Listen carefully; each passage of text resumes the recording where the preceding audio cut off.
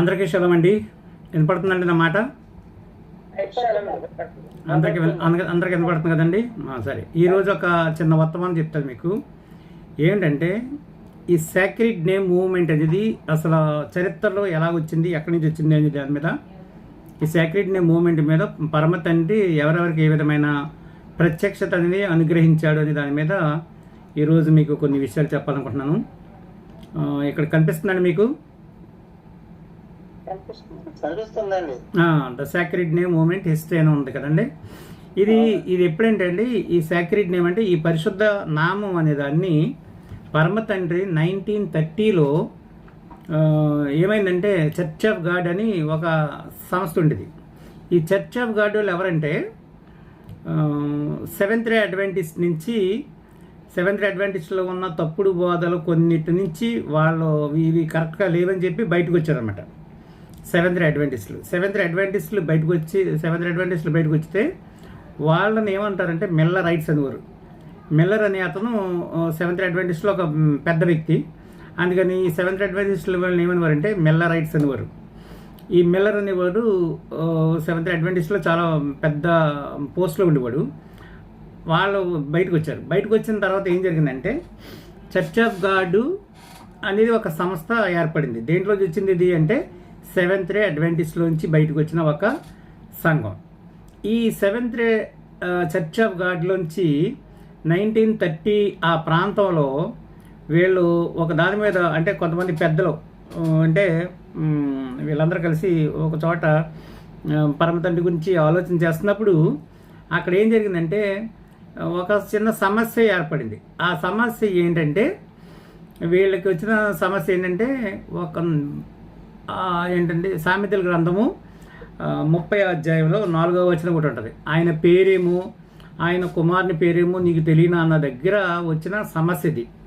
ఆ సమస్య కోసం వాళ్ళు ఏం చేశారంటే రీసెర్చ్ చేయటం మొదలుపెట్టినప్పుడు అతను ఏం చేశారంటే ఆయన పేరు జీసస్ కాదు కాబట్టి ఏదో ఒక పేరు అయి ఉంటుంది కనుక ఒకసారి మనం బ్యాక్కి వెళ్ళి ఇవన్నీ విషయాలు చూడాలని చెప్పేసి నేమ్ మీద ఇన్వెస్టిగేషన్ స్టార్ట్ చేశారు. వీళ్ళంతా నేమ్ మీద ఇన్వెస్టిగేషన్ స్టార్ట్ చేసే ముందుగా ఏం జరిగిందంటే ఒక ఆయనకి పరమతండ్రి యొక్క ప్రత్యక్షత అనుగ్రహించి ఏం చేశారంటే ఆయన పరిశుద్ధ నామాల గురించి ఒక ఆయనకి ప్రత్యక్షత, ఇంకొక ఆయనకి ఏంటంటే పండుగలు చేయాలనేది. లేవీకాండం 23వ అధ్యాయంలోని పండుగల గురించి ఆయనకు ఒక ప్రత్యక్షత ఏర్పడింది. ఈ ప్రత్యక్షత ఏర్పడినప్పుడు ఆయన ఏం చెప్పాడంటే మరి మనం కంపల్సరీగా పండుగలు కూడా చెయ్యాలి. బైబిల్లో అపోస్తలులు చేశారు, అలాగే మెస్సియా కూడా చేశాడు. మెస్సియా కూడా పండుగలకి ఆధారితంగా మనకు కనిపిస్తూ ఉంటుంది. కనుక మనం కూడా మరి ఈ పండుగలన్నింటినీ మనం కూడా ఆచరించాలి. మరి ఏం చేద్దాం ఏంటని చెప్పి ఆయన దాని మీద రెవల్యూషన్ తీసుకొస్తే ఇమీడియట్గా ఈ చర్చ్ ఆఫ్ గాడ్ సెవెంత్ డేలో ఉన్న పెద్ద వాళ్ళు ఏమన్నారంటే నువ్వు ఇమీడియట్గా రిజైన్ చేయాలి. దేన్ని? ఈ సంస్థ నుంచి నువ్వు రిజైన్ చేసి నువ్వు బయటికి వెళ్ళాలి. ఎందుకంటే ఇలాంటి విషయాలన్నీ కూడా మేము చేయడానికి మాకు ఇంట్రెస్ట్ లేదు కాబట్టి నువ్వు కంపల్సరీగా నువ్వు రిజైన్ చేయమని చెప్పేసి ఆయన్ని అడగడం మొదలుపెట్టినప్పుడు ఆయన ఏం చెప్పంటే మళ్ళా క్లియర్గా వాళ్ళకి చెప్పాడు. ఎన్ని చెప్పినా కూడా వాళ్ళు సింపుల్గా ఏమన్నారంటే నువ్వు రిజైన్ చేయి అని అన్నారు తప్ప ఆయన మాటను వాళ్ళు ఎవరు కూడా పట్టించుకోలేదు. అప్పుడు ఆయన ఏం చేశాడంటే ఆయన పేరు సిఓ డాడ్. ఈ సిఓ డాడ్ అని ఆయన చర్చ్ ఆఫ్ గాడ్లో ఏం చేసేవాడంటే సెక్రటరీగా ఉండేవాడు, తర్వాత ట్రెజరర్గా ఉన్నాడు అనమాట. ఇది ఎక్కడిది? దీని హెడ్ క్వార్టర్స్ ఎక్కడంటే సాలెం, వెస్ట్ వర్జీనియా అనే ప్రాంతంలో ఈయన ఎలా ఉండేవాడంటే చర్చ్ ఆఫ్ గాడ్ సెవెంత్ డేలో సెక్రటరీగాను ట్రెజరర్గాను ఉన్నాడు. అలాంటి ఈయనకి పరమతండ్రి ఇచ్చిన రెవల్యూషన్ అంటే ప్రత్యక్షతను బట్టి ఆయన పండుగలు చెయ్యాలి అన్నందుకు గాను ఆ సంస్థ వాళ్ళందరూ ఏమన్నారంటే నువ్వు రిజైన్ చేయాలి అని చెప్పి ఆయన్ని డిస్మిస్ చేశారు అక్కడి నుంచి. అప్పుడు ఆయన ఏం చేశాడంటే బయటకు వచ్చిన తర్వాత ది ఫెయిత్ మ్యాగజైన్ అని ఒక మ్యాగజైన్ని రన్ చేశాడు. ఆయన ది ఫెయిత్ అని ఒక మ్యాగజైన్ని రన్ చేశాడు. ఎందుకు మ్యాగజైన్ని రన్ చేయవలసి వచ్చిందంటే ఇప్పుడు నేను ఒక్కొక్కసారి ఆలోచిస్తూ ఉంటుందండి, వీళ్ళందరూ కూడా మ్యాగజైన్స్ రన్ చేసి తర్వాత విటన్బర్గ్ దేవాలయానికి 95 థీసిస్ బయటకి ఆయన రాసి కొట్టడం ఇవన్నీ చూస్తూ ఉంటే నాకేమనిపిస్తుందంటే ఇప్పుడు వీళ్ళందరూ ఏంటంటే తిరుగుబాటుదారులు అనమాట. బిగినింగ్ నుంచి కూడా సత్యాన్ని మూసేయడానికి ప్రయత్నం చేసినప్పుడు పరమ తండ్రి ఆ సత్యాన్ని ఏ విధంగా బయటికి తీసుకురావాలి అని అనుకున్నప్పుడు వాళ్ళ హృదయంలో ఉన్న ఆలోచనలన్నింటినీ కూడా వాళ్ళ పేపర్స్ మీద రాసి లేకపోతే బోర్డ్స్ కింద రాసి ఏదో విధంగా రాసి మొత్తం మీద దాన్ని ఏం చేసేవారంటే బయటికి తీసుకొచ్చేవారు అనమాట. అదేవిధంగా అప్పుడు ఎప్పుడైతే church of God 7th rail నుంచి ఆయన్ని అంటే రిజైన్ చేయమన్నారో, తర్వాత డిస్మిసల్ ఏర్పాటు చేశారో, అప్పుడు ఆయన బయటకు వచ్చిన తర్వాత ద ఫెయిత్ మ్యాగజైన్ని రన్ చేయడం మొదలుపెట్టాడు. ఈ ఫెయిత్ మ్యాగజైన్ మొత్తం ప్రపంచపరంగా చాలా వరకు అది ఊపందుకున్నాడు. ఊపందుకున్న సమయం నుంచి కూడా ఆయన పేరు జీసస్ కాదు, ఈసోస్ కాదు, ఆఖరికి యెహోవా అని పేరు కూడా తప్పు అని చెప్పి దాని మీద ఇన్వెస్టిగేషన్ స్టార్ట్ చేసి మొత్తం మీద వీళ్ళంతా బయటికి వెళ్ళిపోయి లాస్ట్కి దాన్ని ఏం తీసుకొచ్చారంటే హోలీ నేమ్స్ బైబిల్ ఒకటి తయారు చేశారండి. హోలీ నేమ్ బైబిల్ ఫస్ట్ కూడా ఎవరు తయారు చేశారంటే ఏబి ట్రయానా అనే ఆయన హోలీ నేమ్ బైబిల్ని బయట తీసుకొచ్చాడు. ఆయన ఒక ఆర్టికల్ రాశాడు. ఆయన ఏమైనా ఆర్టికల్ రాశాడు, వాట్ ఈజ్ ఈ సన్స్ నేమ్ అని చెప్పి ఒక ఆర్టికల్ రాసి ఆయన కూడా పబ్లిష్ చేయడం జరిగింది. ఈ విధంగా ఈ యొక్క సత్యం అనేది 1930లో అంటే 1930వ సంవత్సరంలో ఈ యొక్క ప్రత్యక్షతని పరమ తండ్రి అనుగ్రహించాడు అనమాట. ఎవరికి? మా సత్యాన్వేషులందరికీ కూడా. ఏంటంటే అసలు బిగినింగ్ నుంచి కూడా ఎంత సత్యము ఎందుకు మూత వేయబడింది అని అడిగితే ఇది ఎక్కువగా మూత వేయబడటం గల మెయిన్ కారణం ఎవరంటే రోమన్ కేథలిక్ సమాజం, రోమన్ కేథలిక్ సంఘం. ఈ రోమన్ కేథలిక్ సంఘం ద్వారానే మొత్తం సత్యమంతా కూడా మూత వేయబడిపోయిందండి. ఎందుకని మూత వేయబడిపోయిందంటే అపోస్తల సిద్ధాంతాలన్నింటినీ కూడా కూనీ చేసి సొంత సిద్ధాంతాలు సొంత ఉద్దేశాలు అన్నీ ప్రవేశపెట్టింది ఎవరంటే రోమన్ కేథలిక్ సంఘం. ఆ రోమన్ కేథలిక్ సంఘంలోంచి బయటకు వచ్చిన లోదర్ను కూడా చంపేయాలని ప్రయత్నం చేసింది. లోదర్ గారు బయటకు వచ్చినప్పటికీ కూడా లోదర్ గారు కూడా ధైర్యంగా చాలా పనులు ఆయన కూడా చేయలేకపోయాడు. ఏం చేద్దంటే ఇదివరకు మనం చెప్పుకున్నాం, రోమన్ కేథలిక్ సంఘం ఏదైతే ప్రచారం చేసిందో సేమ్ అవే సిద్ధాంతాలని లోదరన్ను, బ్యాప్టిస్టు, పెంతుకోస్తు ఇవన్నీ కూడా వీళ్ళు చేసుకుంటూ వస్తూనే ఉన్నారు. ఉదాహరణకి ఆదివారం ఆరాధన అంటే స్థిరత్వము, చిలకరింపు, వాళ్ళ చిలకరింపు వీళ్ళ చిలకరింపే, అది లెంటు వీళ్ళు లెంటే, వాళ్ళు గుడ్ ఫ్రైడే వీళ్ళు గుడ్ ఫ్రైడే, వాళ్ళు ఈస్టర్ సండే వీళ్ళు ఈస్టర్ సండే, ఇలాగా అలా December 25 క్రిస్మస్ వీళ్ళు క్రిస్మస్, ఇలాగా ఆల్మోస్ట్ మేజర్ డాక్టరీన్స్ అన్నీ కూడా మేజర్ సిద్ధాంతాలన్నీ కూడా మార్పు చేసేసారు. ఎవరు? రోమన్ కేథలిక్స్ దేని నుంచి మార్పు చేశారంటే యూదులకి వ్యతిరేకంగా వీళ్ళు నిలబడి యూదులు చేసే పనులేమి కూడా మనం చేయకూడదు, యూదులు మెస్సే గారిని చంపేశారు, ఆ దుర్మార్గులతో మనకు సంబంధం ఉంది కాబట్టి వాళ్ళకన్నా వాళ్ళు చేసే ప్రతిదానికి కూడా వ్యతిరేకంగా చెయ్యాలి అనే ఒక మోటోతోటి వీళ్ళు ఏం చేస్తారంటే యూదుల యొక్క సిద్ధాంతాలన్నీ మార్చారు. వాళ్ళ విశ్రాంతినం పాటిస్తే విశ్రాంతినం యూదులదే తప్ప మంద కాదు, మనం క్రిస్టియన్స్, వాళ్ళేమో జ్యూస్ అని చెప్పి ఈ విధమైన డివైడ్ అండ్ రూల్ పాలసీ తీసుకొచ్చి మొత్తం సిద్ధాంతాలన్నింటినీ కూడా మార్పు చేసింది ఎవరంటే రోమన్ కేథలిక్ సంఘం. మీరు హిస్టరీ చదివితే ఈ రోమన్ కేథలిక్ సంఘం చేసిన పొరపాట్లన్నీ కూడా ఎన్ని విధాలుగా ఈ బైబిల్ మార్చేసింది, ఎన్ని విధాలుగా ఇవి ఏం చేసింది అనేది కూడా మనకు కనిపిస్తుంటుంది. ఇప్పుడు యూదులు హీబ్రూ భాషకి ఎక్కువ ప్రాముఖ్యత ఇస్తే ఈ రోమన్ కేథలిక్ సంఘం దేనికి ఇచ్చిందంటే గ్రీక్కి ప్రాముఖ్యత ఇచ్చింది. తర్వాత ఇంకా కొన్ని లాటిన్ అని ఇంకా కొన్ని ఉన్నాయి. ఇలాంటి భాషలకన్నిటికి ప్రాముఖ్యత ఇచ్చి హీబ్రూ భాషను ఏం చేసిందంటే మొత్తానికి మూత వేసేయడానికి ప్రయత్నం చేసి మూత వేసేసింది కూడా. ఇప్పుడు మనం మెస్సయ్య గారు రానికి ఎక్కినప్పుడు అక్కడ 3 అక్షరాలు మూడు లాంగ్వేజ్లో రాస్తాడు, హీబ్రూ, గ్రీకు, రోమలా రాస్తాడు. కానీ అక్కడ మూడు భాషల్లో అక్కడ విలాసం రాసినప్పటికీ కూడా ఈ రోమన్ కేథలిక్ సంఘం ఏం చూపిస్తుందంటే INRI అని మాత్రమే చూపిస్తుంది జనాలకి. INRI అంటే ఈసోస్ ఆఫ్ నజరేత్ రెక్స్ ఇయోడేరం అని. ఇది అక్కడ ఒక భాషలో రాశాడా లేదా 3 భాషల్లో రాశాడంటే 3 భాషల్లో రాశాడు. కానీ వీళ్ళు చూపించడం మాత్రం మ్రాన్ మీద, లేకపోతే అక్కడేమో మ్రాన్ అని ఉంటే ఇక్కడేమో సిలువ అని చెప్పారు. ఈ సిలువ మీద ఏం చూపిస్తున్నారంటే సిలువ మీద INRI అని ఒక్క భాషలోనే రాసినట్టుగా చూపిస్తారు. కానీ బైబిల్లో ఏమైనా ఉంది 3 భాషల్లో రాసినట్టుగా మనకి కనిపిస్తుంది. ఇలాంటి చేంజెస్ అంటే ఇలాంటి మార్పులు చాలా వరకు కూడా చేసి ఏం చేశారంటే ఈ రోమన్ కేథలిక్ సంఘం వాళ్ళు చెప్పినట్టుగా వినలేని వాళ్ళందరినీ కూడా రకరకాల హింసలకి గురి చేసినట్టుగా చరిత్ర చెప్తుంది. ఈ చరిత్రలో ఎవరు మార్టిన్ లూథరు తిరుగుబాటు చేసినందుకు గాను ఆఖరికి మార్టిన్ లూథర్ను కూడా చంపేయడంగా వాళ్ళు చాలా ప్రయత్నాలు చేసినప్పుడు అతను పారిపోతాడు. ఈ విధంగా చాలా చాలా విషయాలు రోమన్ కేథలిక్ సంఘం ద్వారా అక్కడ ఏం జరిగిందంటే ఎరుపు గుర్రం గురించి చెప్పుకొస్తూ ఉంటాడు ప్రకటన గ్రంథంలో. ఆ ఎరుపు గుర్రం దేనికి సదృశ్యం అంటే రక్తపాతానికి సదృశ్యం. ఆ రక్తపాతం వెలిగించినట్టుగా మనకు చరిత్ర ఇది చెప్తుంది. కాబట్టి ఇలా 1 by 1 అప్పుడు వీళ్ళు ఏం చేశారంటే ఈ తాకిడికి తట్టుకోలేని వాళ్ళందరూ కూడా చిన్న చిన్న మందలుగా ఉంటూ చిన్న చిన్న వాళ్ళగా ఉండిపోతూ ఈ సత్యాలు తెలిసిన వాళ్ళందరూ కూడా పోరాడుతూ ఉండేవారు. ఎంత పోరాడినప్పటికీ కూడా వీళ్ళ బలం ఎక్కువైపోయి వాళ్ళు ఏం చేసేవారంటే ఇబ్బందులు పెడుతూ ఉండేవారు. కనుక వాళ్ళు ఏం చేసేవారంటే దూరంగా ఉండడం, ఎక్కడెక్కడో గుహల్లో దాక్కోవడమో ఏదో విధంగా దాక్కుంటూ అలాగ సత్యాన్ని అలా చేసుకుంటూ వచ్చారు. అయితే పరమతండ్రి రాను సమయం చూసి ఏం చేశాడంటే ఆయన ఒక్కొక్కరికి ఈ యొక్క సత్యాల్ని బయలుపాటు చేయడంతో వాళ్ళ యొక్క హృదయాల్లో పరమతండ్రి పెట్టడంతో వాళ్ళు ఏం చేశారంటే వాళ్ళ వెనక్కి వచ్చి వీళ్ళందరూ అసలు మొదటి శతాబ్దంలో అపోస్తలులు ఏం బోధించారు, వాళ్ళు ఏ నామంలో బాప్తిసాలు ఇచ్చారు, వాళ్ళు అసలు సువార్త ఎక్కడి నుంచి స్టార్ట్ చేశారు, వాళ్ళు చేసిన పనులు ఏంటి, ఏ నామాన్ని దెయ్యాలు నెలగొట్టారు, అసలు వచ్చిన గాబ్రియల్ దూత వచ్చి ఏ పేరు చెప్పింది, ఇవన్నీ కూడా పరిశీలన చేసిన తర్వాత అప్పుడు వీళ్ళు ఏం చేశారంటే ఈ తప్పుడు తర్జుమాలు చేసిన బైబిల్ అన్నింటినీ కూడా కరెక్షన్ చేసుకుంటూ వచ్చారు. దేంట్లో కరెక్షన్ చేశారు? ఇంటర్నేషనల్ లాంగ్వేజ్ అయిన ఇంగ్లీష్లో వీళ్ళందరూ కూడా కరెక్షన్ చేసుకుంటూ వచ్చారు. ఆ తర్వాత హీబ్రూ భాష గురించి దాని యొక్క పట్టు గురించి తెలుసుకుని హెబ్రాయిక్ రూట్స్ అని వెర్షన్స్ అని చెప్పి బైబిల్స్ వచ్చినాయి.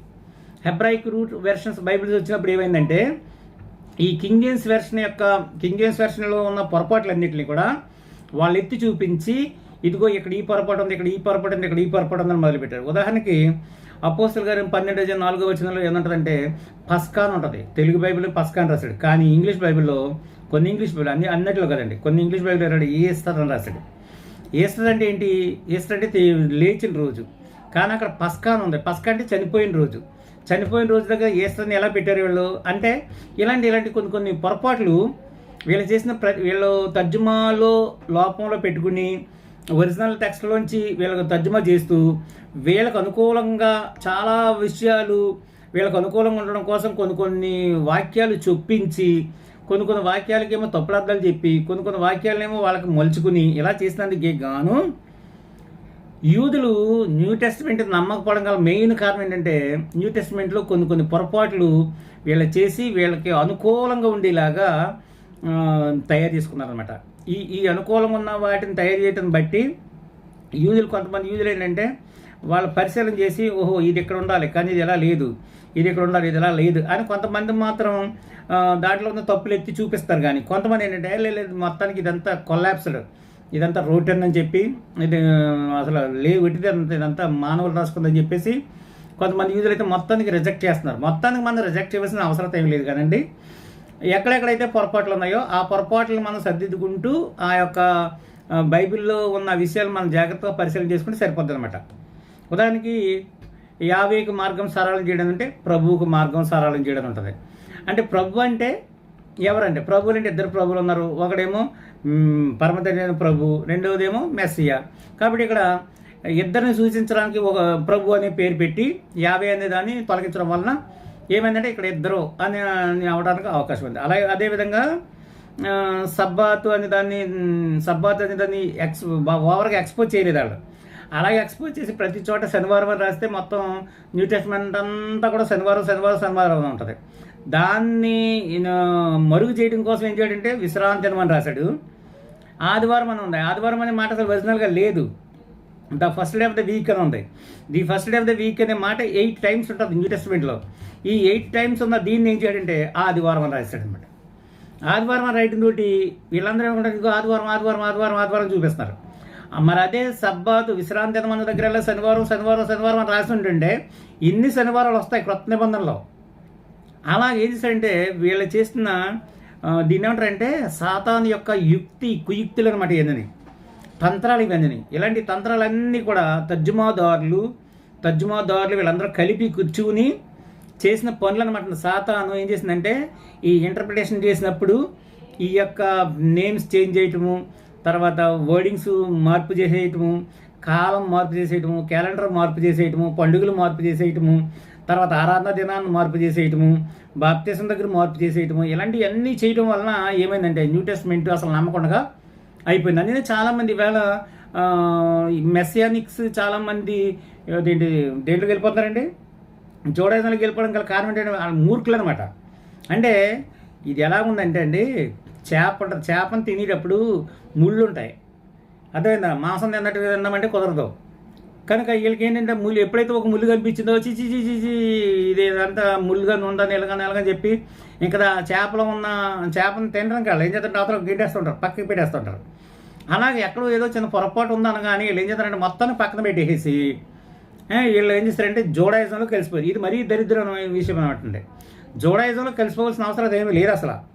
జోడాయిజం అనేది 100% తప్పు. ఎందుకంటే మెస్సయ్య గారు వచ్చిన దగ్గర నుంచి కూడా జోడాయిజం తప్పని పరమతండ్రి చెప్పుకుంటూ వచ్చాడు.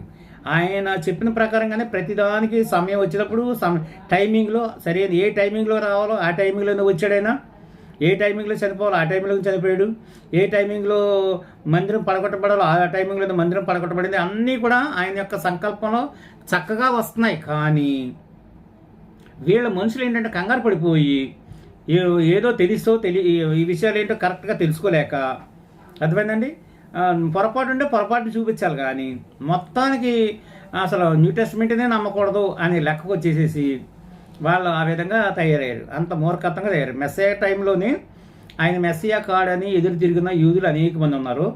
ఆయనే మెస్సయ్య అని చెప్పి అంగీకరించిన యూదులు కూడా ఉన్నారు.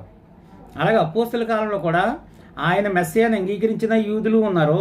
ఆయన అసలు మెస్సయ్య కాడని చెప్పి అపోస్తలని నానా ఇబ్బందులు పెట్టి నానా బాధలకు గురి చేసిన యూదులు కూడా ఉన్నారు. కానీ ఏదేమైనప్పటికీ యూదుల ద్వారానే, అంటే విధేయత చూపించిన యూదుల ద్వారానే యెషూవ మెస్సియాగా ప్రపంచానికి ప్రచారం చేయబడ్డది. ఎవరంటే యూదులే ప్రచారం చేశారు.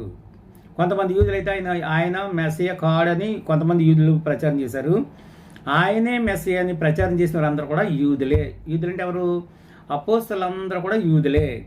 అర్థమైందండి. ఇది అన్ని జనులు ప్రచారం చేసింది కాదు. ఇది అన్ని జనులు మనము ఈరోజు ప్రచారం చేస్తున్నాం. కానీ ముందు యెషూవను మెస్సియాగా పరిచయం చేసింది, ప్రపంచానికి పరిచయం చేసింది యూదులు మాత్రమే.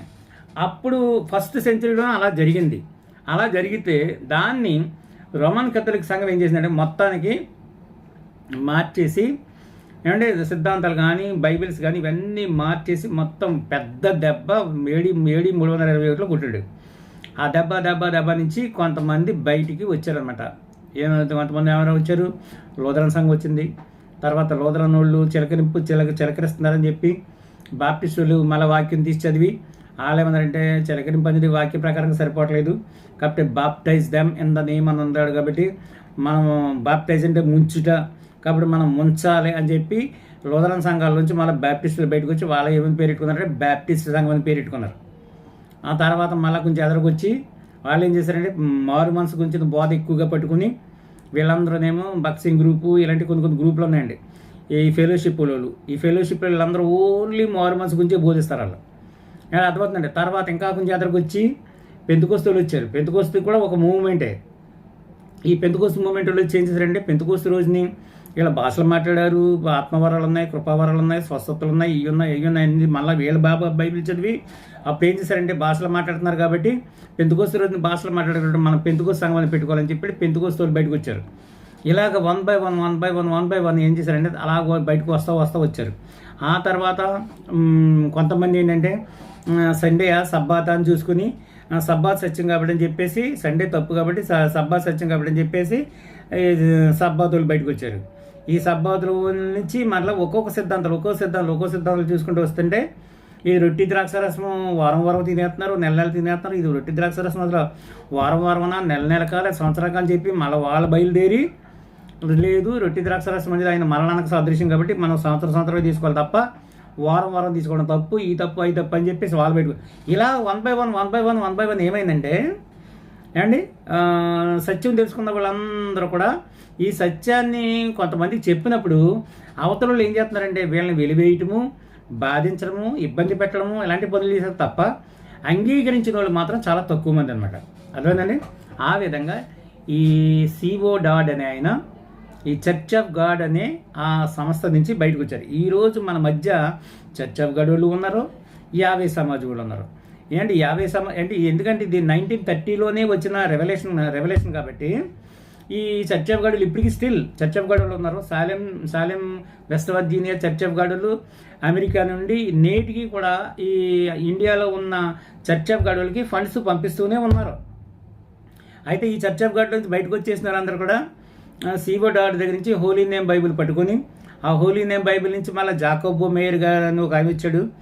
ఆయన వచ్చేసాడంటే ద సాక్రిడ్ బైబిల్ అనే ఆయన ద సాక్రిడ్ స్క్రిప్చర్స్ బైబిల్ అనే పదము మళ్ళీ ఏంటంటే గ్రీక్ పదం అది, కాబట్టి గ్రీక్ పదం ఎక్కడ మనం ఉపయోగించకూడదు అని చెప్పేసి ఆయన ఏం చేశాడు, ఆయన రీసెర్చ్ చేసి ద సాక్రిడ్ స్క్రిప్చర్స్ అంటే లేఖనములు, పరిశుద్ధ లేఖనములు అని చెప్పి ఆయన బైబిల్ బయట తీశాడు. ఇలాగా ఈ పరిశుద్ధ నామాల్లో కనీసం 10-15 డినామినేషన్లు ఉన్నాయండి, 10-15 గ్రూపులు ఉన్నాయి. ఈ 10-15 గ్రూపులలో కూడా బైబిల్స్ని బయటికి తీశారు. ఇంగ్లీష్లో బైబిల్ తీసి ప్రపంచం అంతా ఏం చేశారంటే పరిశుద్ధ నామం యావే, ఆయన కుమారుని నామం యెషువా మెస్సే అని చెప్పేసి ఈ బైబిల్స్ అన్ని బయటికి తీయటం జరిగింది. ఈ విధంగా ఈ యొక్క సత్యం అనేది అర్థమైందంటే ప్రపంచం అంతా కూడా ఏమైంది, ప్రచురించబడుతుందన్నమాట. ఈ సత్యాన్ని మనము కొన్ని సంవత్సరాల కిందట తెలుసుకున్నాం. ఈ సత్యం ఇండియాలోకి వచ్చి ఇండియా దేశానికి వచ్చేటికి 100 సంవత్సరాల కిందట నుంచి యావే సమాజం అనేది ఇండియాలో ఉంది. ఈ విధంగా ఈ సత్యాన్ని మనం ఈ కాలంలో మనం తెలుసుకున్నాం. అంతకుముందు ఈ సత్యాలు ఏమి కూడా ఇండియన్స్ కానీ వేరే వాళ్ళకి ఎవరికి కూడా తెలియవు. ఎందుకంటే అంటే ప్రతి టైంలోనూ కూడా, అంటే ప్రతి తరంలోనూ కూడా కొంతమందికి పరమతండ్రి కొన్ని విషయాలు బయలుపాటు చేసి వాళ్ళ ద్వారా సత్యాలని బయటికి తీసుకొస్తున్నాడు. అలాంటి సత్యాల్ని మనం ఎందుకు వెంబడించగలిగామంటే ఈ సత్యాన్ని తీసుకెళ్ళి అపోస్తలు చెప్పిన దాన్ని వీళ్ళు చెప్పేది కరెక్ట్గా ఉందా లేదని మనం పరిశీలన చేసుకున్నాం కాబట్టి మనము ఈరోజు ఈ సత్యంలో ఉన్నాం. కాబట్టి మెస్సయ్య గారు ఒక మాట అంటారు, సత్య సంబంధమైన ప్రతివాడు నా మాట వినును అని. సత్య సంబంధులే వింటారండి. సత్యం అనే మాటని అబద్ధికులు ఎవరు కూడా వినరు. కనుక సత్య సంబంధమైన మనము ఏం చేసామంటే ఈ సత్యాలన్నీ విని ఒక్కొక్క సిద్ధాంతము ఇవన్నీ కూడా వాక్య ప్రకారం ఉన్నాయో లేవో చూసుకుని మనం ఈ సత్యాన్ని వెంబడించమంటే మనం చాలా ధన్యులము. కాబట్టి పరిశుద్ధాత్మ మనల్ని కడవరకు కూడా ఈ సత్య మార్గం నడిపించి మనం సత్యవంతులుగా ఉండడం మాత్రమే కాకుండా అనేక మందిని కూడా మనం ఇంకా సత్యంలో నడిపించడానికి ప్రయత్నం చేద్దాం. పరమ తండ్రి కొద్ది హెచ్చరిక మాటలను మన వినికిడిలో దీవించి ఆశీర్వదించగాక. అందరికీ షాలోమ్ అండి. మీకు ఏమైనా అర్థం కాని విషయం ఏమైనా ఉంటే అడగండి, నేను చెప్తాను.